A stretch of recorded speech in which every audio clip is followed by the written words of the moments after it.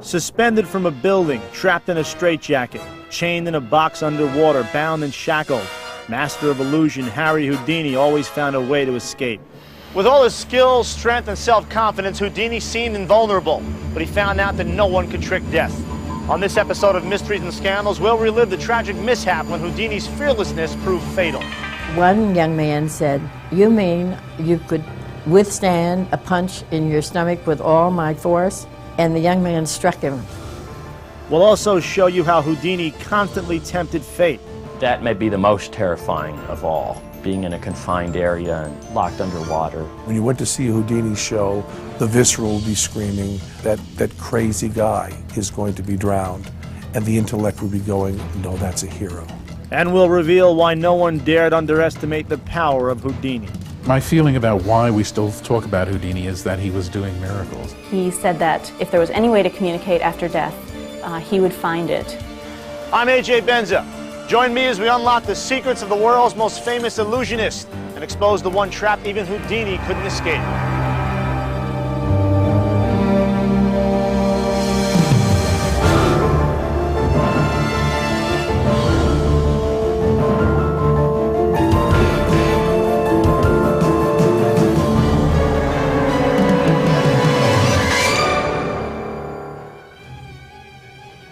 At the height of his career, illusionist Harry Houdini wowed audiences with his death-defying escapes.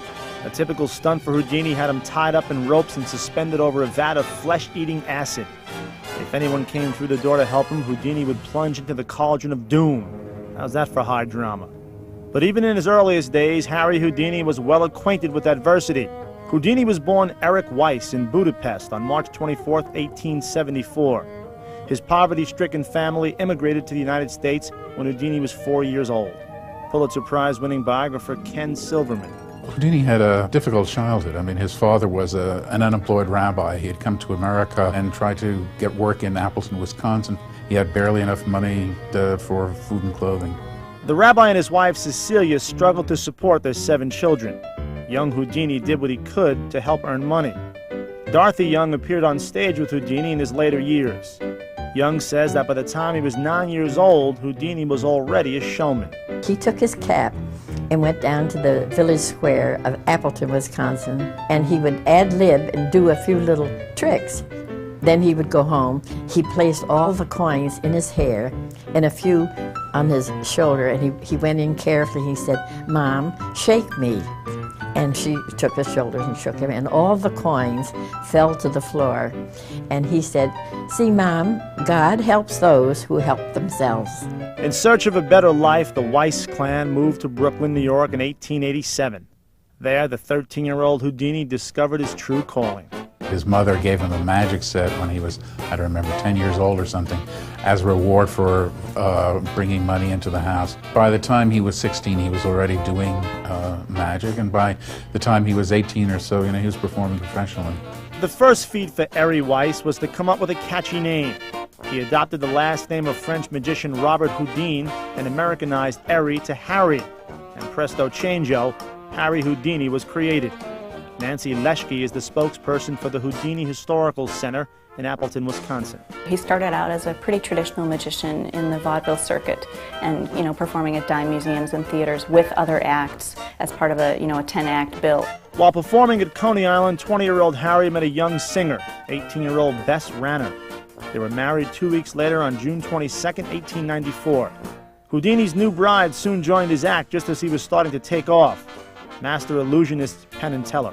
Houdini's big progression was actually using the news as a stage.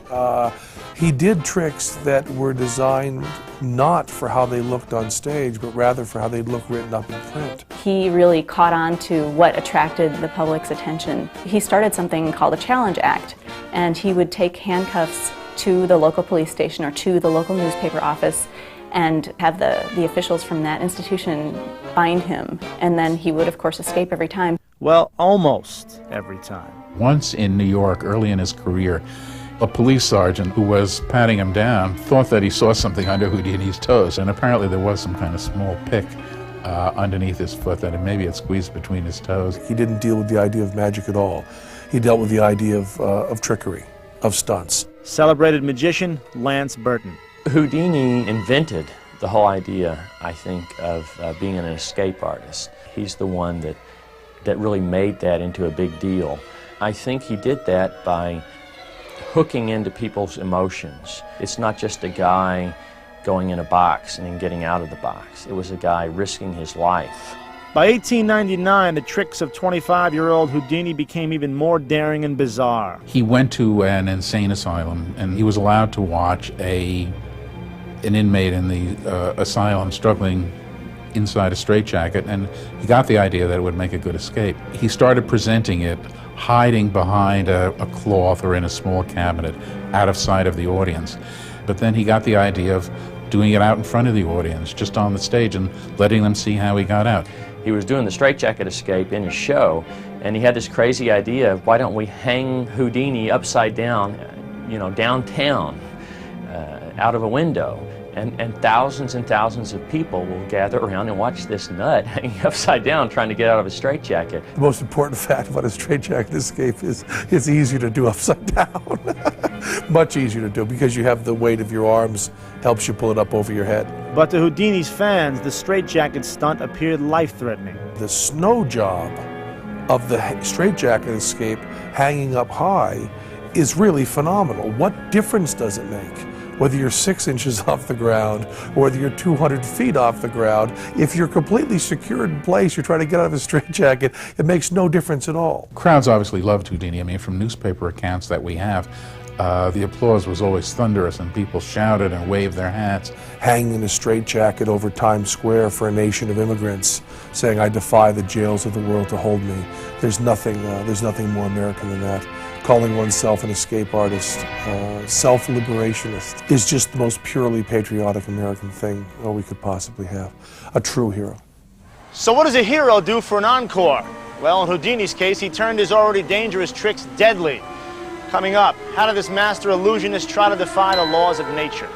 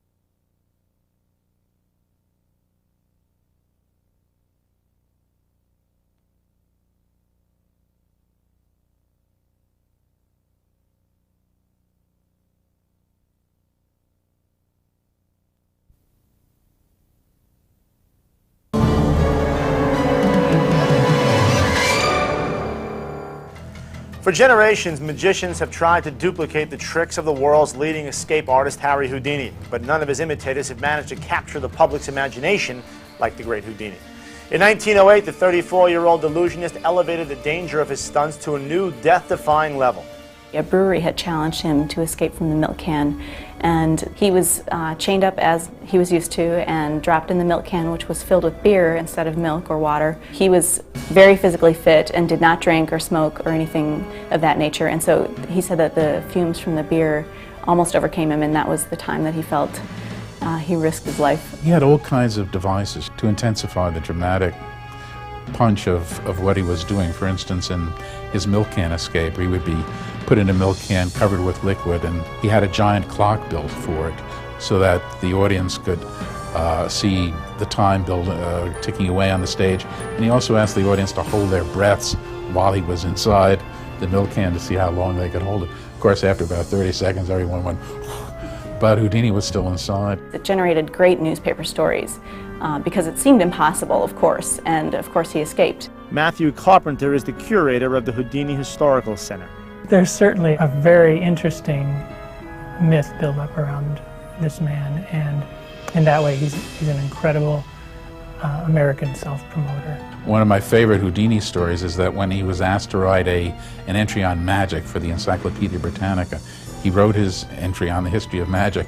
Only one magician is mentioned in it. That's Houdini. You know, with 2,000 years of magic, you'd think he could come up with somebody else to mention, but it was just a Houdini. Houdini authority and magician Sidney Radner. I think that Houdini was an egotistical person. Yes, I think he felt that he was superior to other people doing this type of thing. Houdini's theory was he wanted to be the best. I mean, he had a drive. He had something inside him that pushed him, and he was always trying to think of crazy things to do. Somebody who can stay inside a steel coffin underwater for an hour and a half is doing something that, you know, you have to go back to biblical times in a way to find anything that miraculous. Sometimes even Houdini thought he needed a miracle to survive. His tricks always worked. On the other hand, he was always getting beaten up. I mean, he was always getting mangled. He broke everything, he fractured everything, he ruptured everything. Physically, he was, you know, it was tremendous punishment. But no amount of physical pain could have prepared 39-year-old Houdini for the ultimate heartache. In 1913, Houdini's beloved mother, Cecelia, passed away. In his head, I think Houdini was always performing for his mother. I mean, that was really the audience. She was the one that he really wanted to mystify and captivate and please. And her death was very, very, very tough for him. Houdini couldn't bear to let his mother go. He started attending seances and visiting mediums in a sincere effort to contact his mother and see if there was any way to communicate with her after her death. Harry Houdini desperately wanted to unlock the gate between here and the hereafter. But could Houdini find a way to contact the dead? Just ahead, how the King of Illusion battled psychic phonies, and why even the great Houdini could not escape his tragic fate.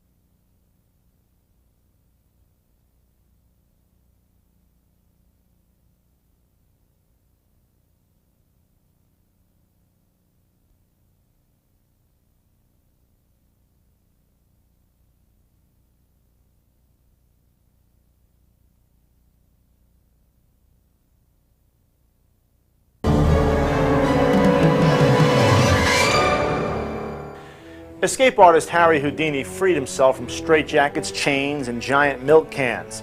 But in 1913, he couldn't break out of the depression caused by his mother's death. Houdini attended countless seances hoping to communicate with his dearly departed mom. And by the early 20s, Houdini realized that the spiritual advisors he consulted were frauds. He went to the spiritualist because he wanted to contact his mother, and he was very, very hurt and mad because he discovered all these spiritualists he went to were using magician's tricks. Houdini thought they were wicked. They would prey on poor people to hear the voices, spend their last dollar. Because he was a magician, he recognized the techniques that these mediums were using to fool people into thinking that there indeed was some contact from their dead relatives. He began a crusade, there's really no other word for it, to debunk mediums and spiritualists.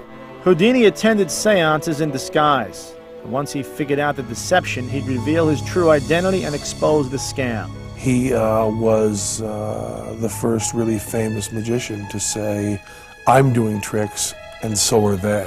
Beginning in 1924, 50-year-old Houdini made his findings public.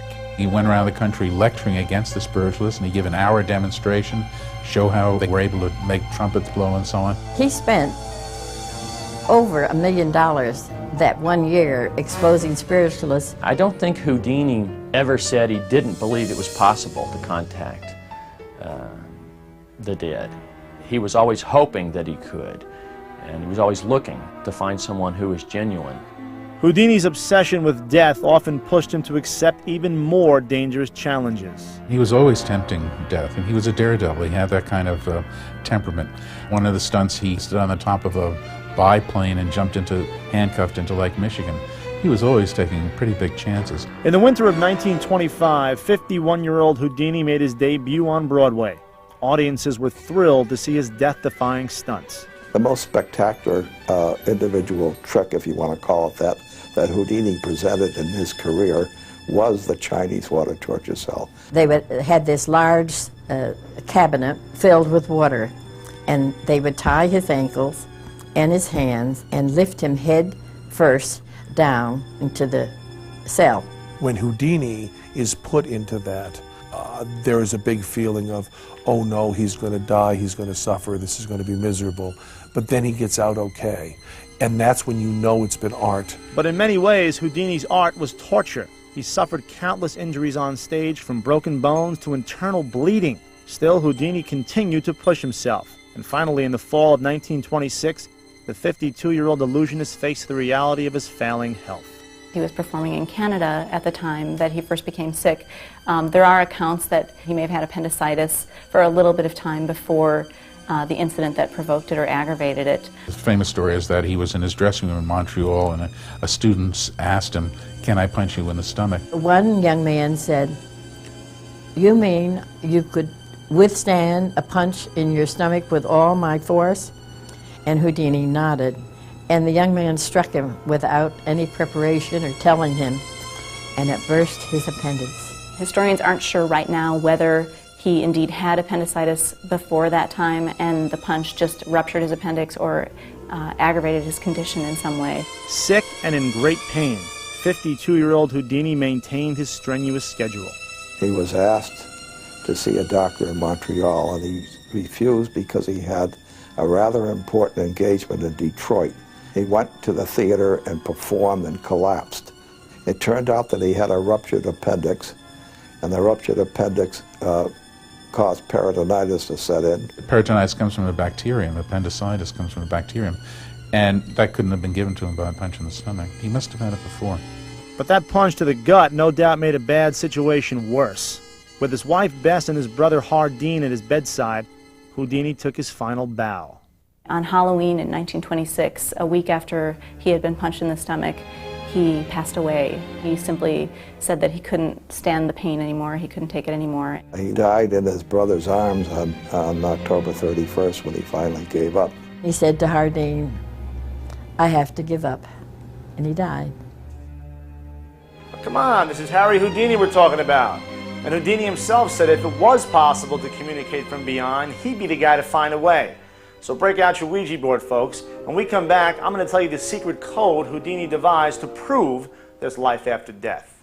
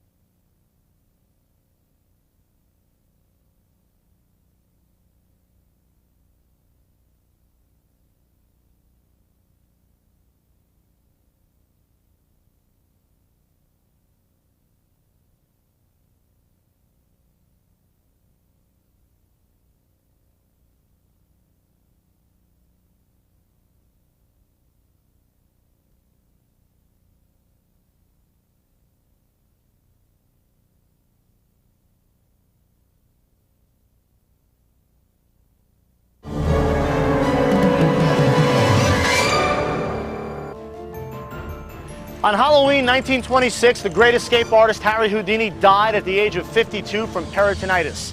The family and friends he'd left behind wondered if Houdini could perform the ultimate magic trick and return from the dead. Meanwhile, the news of his unexpected passing shocked the world. Houdini biographer Ken Silverman. Houdini's death really made front page news, and I mean front page, it was big headlines. And the interesting story is Houdini was traveling around the country with a coffin in tow, and he died on the road, and they actually shipped his body back to New York in the coffin that he was carrying around to rehearse this buried alive trick. The funeral in New York was a huge event. Crowds all over the street, police saluting him, and people out to watch. Because he had a long-standing relationship with the press, they followed him in death as they did in life. Houdini's widow, Bess, also held on to the hope that if it was at all possible, her husband of 31 years would contact her from beyond the grave. After Houdini's death, Bess Houdini held a seance for 10 years running, starting in Hollywood, trying to see whether she could get back in touch with Houdini. They set up a code before he died to try to communicate with each other. Bess and Harry agreed their secret code would be Rosabelle Believe, but Bess learned from Houdini himself to be skeptical. Finally, in 1936, after 10 years of attending seances, Bess acknowledged that Houdini was gone for good. Houdini never said he would come back from the dead. That's an absolute mistake. Houdini said if anybody could come back, being Houdini, he would do it. Houdini was someone who fought for rational thought, no supernatural, and remembering him as anything except a man of science and a man of truth and a straightforward man who believed in physics is just a spit in a hero's face. For generations of fans, Harry Houdini will be remembered as a hero. No matter what he had done, he wanted to find a more daring, more challenging way of doing it. He said to a reporter in Australia during one of his visits there, he says, "I want to be #1, it is all I ask." Houdini was really the first magic superstar, and maybe the first superstar in show business. He is the thought of a century.